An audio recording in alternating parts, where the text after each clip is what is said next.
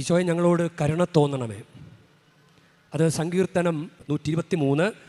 കർത്താവെ, ദാസരുടെ കണ്ണുകൾ യജമാനൻ്റെ കയ്യിലെന്ന പോലെ, ദാസിയുടെ കണ്ണുകൾ സ്വാമിനിയുടെ കയ്യിലേക്ക് എന്ന പോലെ ഞങ്ങളുടെ ദൈവമായ കർത്താവിന് ഞങ്ങളുടെ മേൽ കരുണ തോന്നുവോളം ഞങ്ങളുടെ കണ്ണുകൾ അവിടുത്തെ നോക്കിയിരിക്കുന്നു. ഞങ്ങളോട് കരുണ തോന്നണമേ കർത്താവേ, ഞങ്ങളോട് കരുണ തോന്നണമേ. ഇതൊരു പ്രാർത്ഥനയാണ്, സങ്കീർത്തകൻ്റെ പ്രാർത്ഥനയാണ്. ദൈവത്തിനിപ്പോൾ തോന്നിയില്ലെങ്കിൽ നമുക്ക് എന്ത് ചെയ്യാൻ പറ്റും? അപ്പം നമ്മൾ പ്രാർത്ഥിക്കണം. അല്ലെങ്കിൽ തോന്നുന്ന വിധത്തിൽ ഇല്ല, നമുക്ക് ഒരാളെ കാണുമ്പോൾ സംസാരിക്കണമെന്ന് തോന്നി. എനിക്കങ്ങനെ തോന്നിയിട്ടുണ്ട്. ഒരാൾ വന്നിട്ട് ഒരു കാര്യങ്ങളിങ്ങനെ സംസാരിക്കുകയാണ്.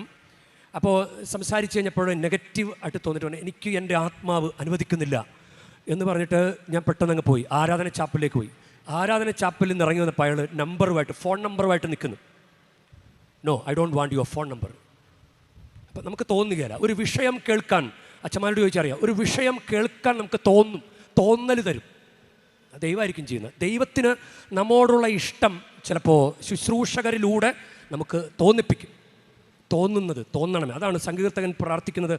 ദാസന്മാരുടെ കണ്ണുകൾ യജമാനൻ്റെ കയ്യിലേക്കെന്ന പോലെ, ദാസിയുടെ കണ്ണുകൾ സ്വാമിനിയുടെ കയ്യിലേക്കെന്ന പോലെ ഞങ്ങളുടെ ദൈവമായ കർത്താവിന് ഞങ്ങളുടെ മേൽ കരുണ തോന്നുവോളം ഞങ്ങളുടെ കണ്ണുകൾ അവിടുത്തെ നോക്കിയിരിക്കുന്നു. ഞങ്ങളോട് കരുണ തോന്നണമേ കർത്താവേ, ഞങ്ങളോട് കരുണ തോന്നണമേ. എന്തെന്നാൽ ഞങ്ങൾ നിന്ദനമേറ്റു മടുത്തു.